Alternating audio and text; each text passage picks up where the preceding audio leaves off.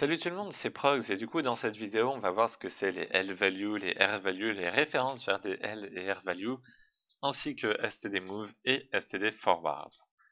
Donc, on va commencer par L-value, R-value.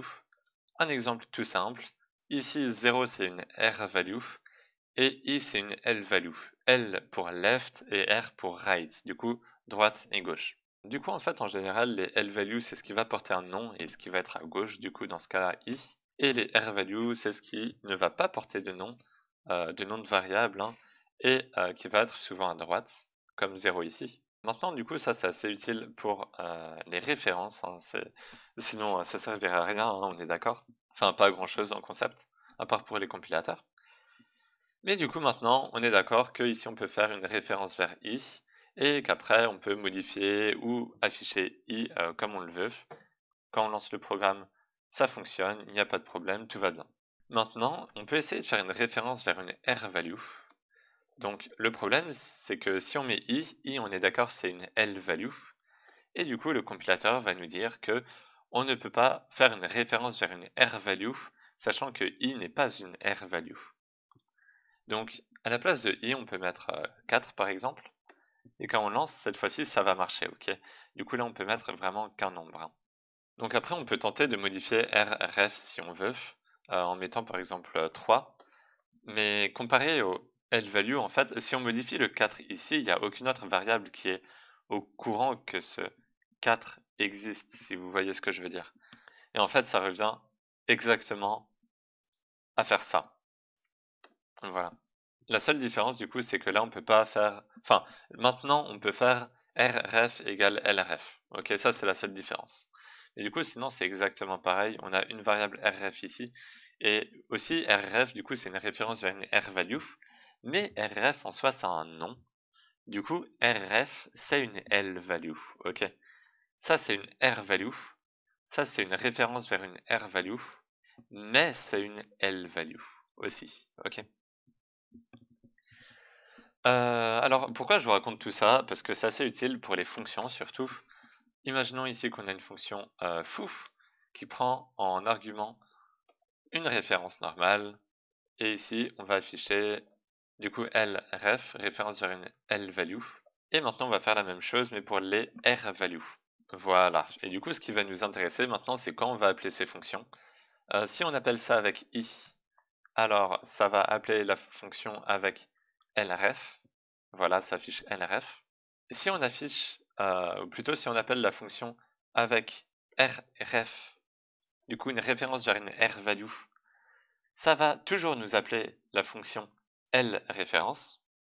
Mais par contre, si on met ici une r-value directement, cette fois-ci, ça va appeler la fonction avec une r-référence. Ok, r-value référence. À noter aussi que les fonctions qui retournent directement une valeur, si je fais une fonction get ici et qui retourne 10 par exemple, si j'appelle cette fonction ici, le résultat du coup de get va être une r-value, puisque même si la fonction elle a un nom, hein, la fonction elle s'appelle get, la valeur de retour en soi n'a pas de nom de variable ici, donc ça passe par r-value, donc r-référence, r-value référence.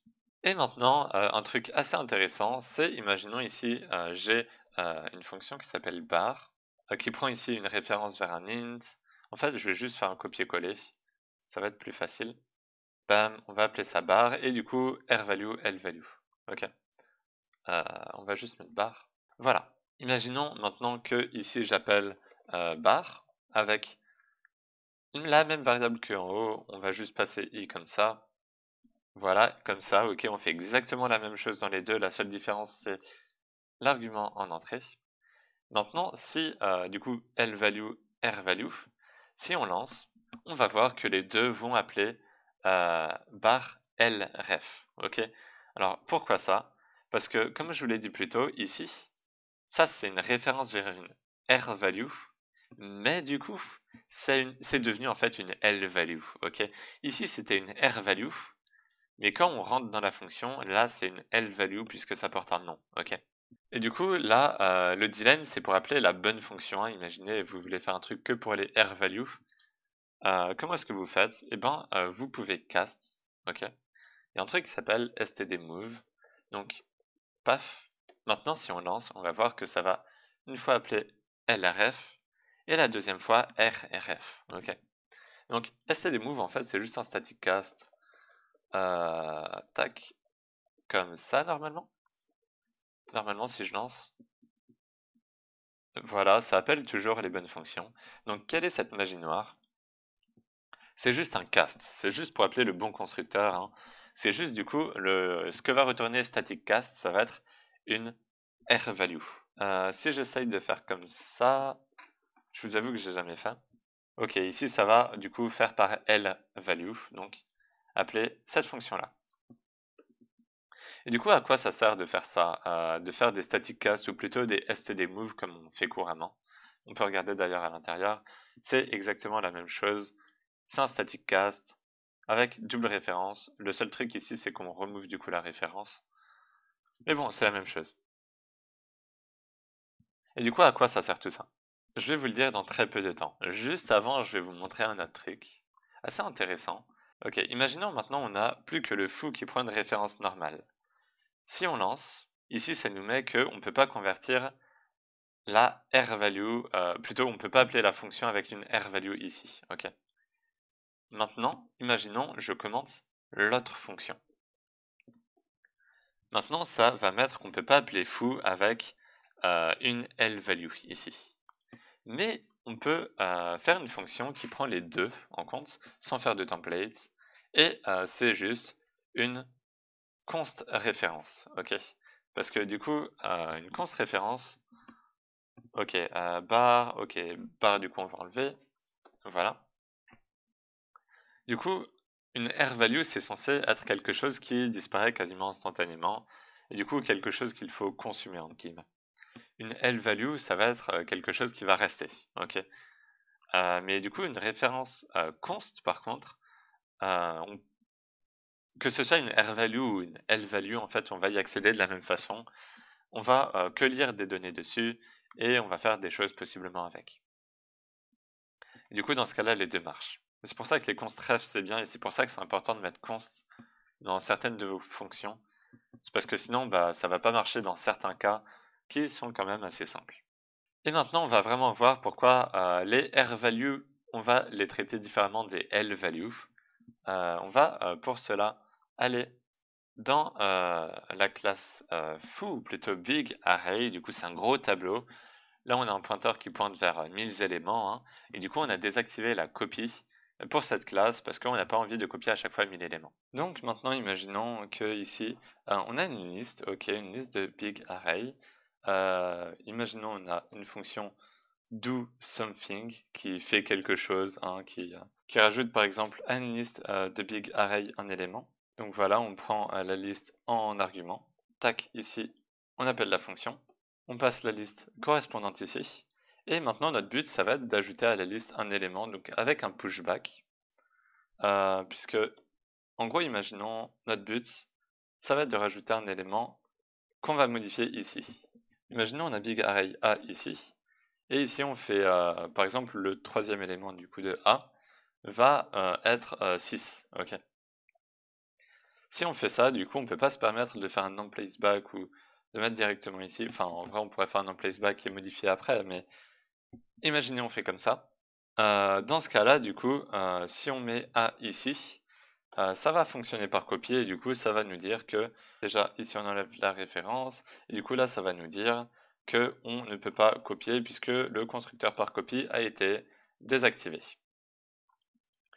Donc, en fait, l'idéal, ce serait de passer par R-value, puisqu'on va faire un constructeur par R-value. Tac. Déjà, on va essayer de faire fonctionner le code comme ça. Mais du coup, il faut déjà faire le constructeur par R-value, donc big array. Et là, du coup, au lieu de mettre un const ref, on va faire un truc comme ça, du coup, un constructeur qui prend une R-value référence en argument. Et du coup, là, ce qu'on va faire, en fait, comparé à une simple copie, on va pas copier tous les éléments, ok?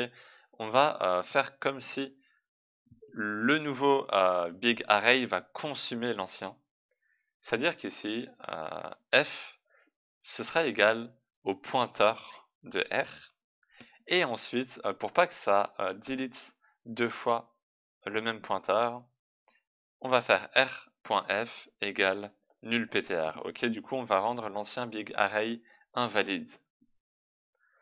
Et maintenant, normalement, tout va bien se passer. On construit l'objet, et là, du coup, on passe par rValue. On appelle le constructeur par rValue. Du coup, ça fait juste un move. Ça compile, comme vous le voyez. Et on va pas copier 1000 éléments, hein, on va juste déplacer un pointeur, enfin plutôt modifier deux pointeurs. Du coup, ici on assigne, et ici on assigne à nouveau à nul ptr. Et après, le destructeur du premier big array est appelé, et comme f c'est nul ptr, ça va pas delete. Et du coup, tout sera bon. Maintenant, comme on l'a vu plus tôt, on peut cast, et du coup, si ici, je remets ce qu'il y avait, comme ça, c'est toujours une copie, du coup, ça va pas marcher.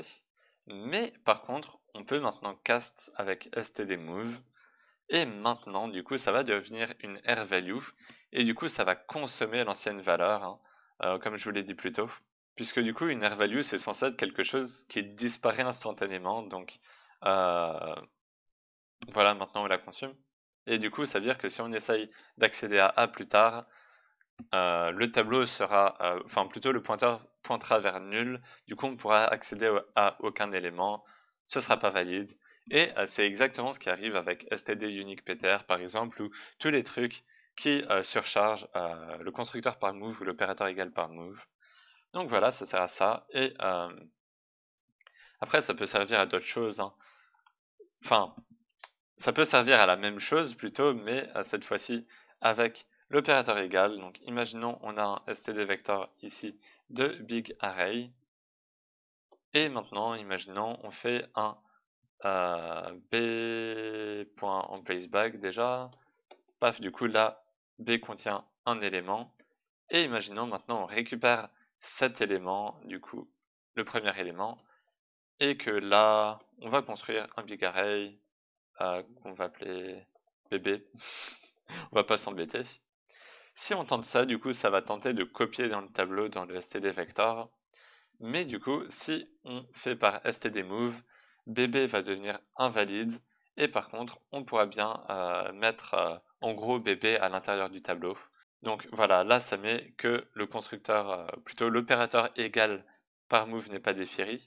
Et du coup, on va devoir le définir tout simplement, puisque l'opérateur par copie est delete. Et du coup, là, c'est un peu la même chose. Big array, mince. Oui, big array. Tac. On retourne une référence, du coup, à la fin, comme à chaque opérateur égal. Ici, par contre, on prend une rValue référence en entrée. Et là, c'est un peu pareil qu'avant. La différence, ça va être que r.f égale... Non, plutôt f égale r.f. Maintenant, on a r.f égale nul ptr, ok. Et cette fois-ci, par contre, il y a un dernier truc, comparé au constructeur, qu'il faut faire. Pour l'instant, on a fait la même chose, hein. C'est faire attention que si l'instance actuelle possédait déjà, du coup, un pointeur qui pointait vers 1000 éléments, dans ce cas-là, il faut delete. Il faut d'abord delete le pointeur qui existe déjà, du coup, delete f avant de changer sa valeur, sinon il y aurait des leaks. Du coup, on va utiliser de la mémoire pour rien. Donc si f est différent de nul ptr, alors dans ce cas-là, on va faire pareil que dans le destructeur. On va juste delete le tableau. Et du coup, c'est aussi pour ça qu'on parle de la règle des 3 ou de la règle des 5. La règle des 3, c'est si on définit le constructeur, alors il faut aussi définir l'opérateur par copie, l'assignement par copie, et aussi le destructeur. Et la règle des 5, c'est si on définit du coup, en plus de ça, le constructeur par move, par exemple, il faut aussi définir l'opérateur égal par move, ou vice-versa, parce que du coup, sinon, ça risque de faire de la merde. Et du coup, maintenant, si on essaye de compiler, ça va marcher, comme vous le voyez, et du coup, on peut... Mince. Ok, oui, ça doit retourner une valeur. Ça, j'ai oublié. On va juste retourner 10, du coup, comme à chaque fois qu'on fait l'opérateur égal, normalement. J'espère que vous faites ça. Et du coup, maintenant, ça marche. Et du coup, bébé, il est bien mis dans le tableau, sans copie, juste par un move. Et du coup, c'est plus optimisé pour certains trucs. Et oui, d'ailleurs, en parlant de ça, on va faire un std vector. Et du coup, oui, un std vector, à l'intérieur, il y a un pointeur qui pointe vers tous les éléments, par exemple. Et du coup, si on décide ici d'avoir un vecteur de int qui contient énormément d'éléments, a.resize, paf, paf, paf, paf, paf, là, il y aura vraiment beaucoup d'éléments. Imaginons maintenant je fais un std vector int b égale a. Si je lance ça comme ça, j'espère que mon ordi va pas crasher. Normalement, il va pas crash. Ok, il a pas crash. Si je resize encore un peu plus, genre comme ça, est-ce que ça va passer? Normalement, ça va prendre un peu de temps, hein. Ok, là déjà, ça a mis abort parce que apparemment j'avais beaucoup trop de mémoire. Enfin, j'utilisais beaucoup trop de mémoire. Ou plutôt, le nombre était peut-être trop grand. Donc là, voilà, ça attend un peu. Ça met beaucoup de temps à finir. Le programme est en cours. Du coup, là, ça copie juste tous les éléments de A vers B. Mais du coup, à la place, qu'on peut faire... Ok, j'ai arrêté le processus du coup. À la place, qu'on peut faire, c'est un std-move. Et du coup, au lieu de copier, vous allez voir que ça va être beaucoup plus rapide. Voilà, c'est quasiment... Wow, là, ça vient de finir de compiler. Et voilà, là, c'est déjà fini. C'est quasiment instantané. Normalement, c'est juste euh, quelques opérations en plus. Non, là, d'ailleurs, c'est le constructeur, hein, donc c'est vraiment 2 opérations. C'est vraiment court, hein, et du coup, c'est pour ça que c'est bien d'utiliser std-move dans certains cas quand vous avez plus besoin de certaines valeurs. Surtout sur les std vectors, des std unique pair par exemple, mais des trucs comme ça qui possèdent en interne des pointeurs. Sinon, ça va faire une copie toute simple, hein, pour un int par exemple. Et pour tout ce qui possède, toute classe qui possède en interne des pointeurs, ça va du coup rendre les trucs beaucoup plus optimisés. Du coup, maintenant, il nous reste une dernière question. Il nous reste std forward. Quand est-ce qu'on l'utilise? Pourquoi? Comment? Donc pour ça, on va revenir aux exemples de tout à l'heure. Imaginons, on a fouf, ok. Maintenant, ce qu'on va faire, c'est un template. Type name t, ok. On va prendre ici, du coup, une référence. Ah, ok. Imaginons, on appelle fouf. Et du coup, ici, on va mettre 2, par exemple. Du coup, ici, ça passe... Non, non, ça passe pas dans le template. On va juste, paf, mettre ça ici. Voilà. Là, du coup, maintenant, ça passe. Ok. Le truc, c'est que du coup, si ici, on a un void f, ici, on va prendre par référence vers une l-value. Du coup, on va afficher lref. Et là, on va faire la même chose, mais cette fois-ci pour une rref, du coup, r-value référence. Maintenant, si on appelle f dans ce cas-là, ok, parce que du coup, ici, là, t, c'est template. Normalement, ça peut être n'importe quoi. On va voir. Paf, du coup, lref, du coup, ça s'appelle ça parce que ici, comme c'est un nom, c'est une l-value référence. Ok. Maintenant, si on fait par exemple int a égale 4, foo a, et qu'on met ça comme ça, du coup, là, ça va faire lref dans les deux cas, ok. Maintenant, imaginez que ici, on veuille appeler la fonction correspondante, ok. Du coup, si ici, c'est une r-value, on appelle la fonction qui prend une r-value référence, et ici, c'est une l-value. Ici, on appelle la fonction qui prend une l-value référence. Ok. Du coup, dans les deux choses, on peut faire des choses différentes. Ici, on peut modifier la valeur, et du coup, ça va modifier la valeur initiale a. Mais si on met un truc ici, on peut faire, par exemple, déplacer la variable, faire des choses avec, consommer la valeur initiale, entre guillemets. Donc, on peut faire des choses différentes. Mais du coup, maintenant, comment appeler les fonctions correspondantes? Ici, si on met un std-move, le problème, c'est que si c'est une r-value qu'on prend ici, alors ça va bien passer par r-value, mais si c'est une l-value, ça va casser en r-value, et du coup, dans les deux cas, ça va appeler r-value référence, ici, du coup, celle-ci, cette fonction-là. Et du coup, pour ça, il y a un truc assez simple, c'est faire std forward, et du coup, on va forward t. Et en fait, ça va appeler du coup la bonne fonction, hein. Ici, ça s'appelle lref, et ici, ça s'appelle rref. Du coup, tout est bon, ça fonctionne. Donc là, comme vous l'avez vu, on a mis 2 esperluates. Faut faire attention, on ne prend pas une référence par r-value, hein, ça prend bien les deux. C'est juste, en fait, ici, dans le cas d'un template, c'est une référence universelle, on appelle ça. Du coup, ça peut prendre les deux, hein, mais du coup, ça nous permet surtout de pouvoir faire un std forward derrière.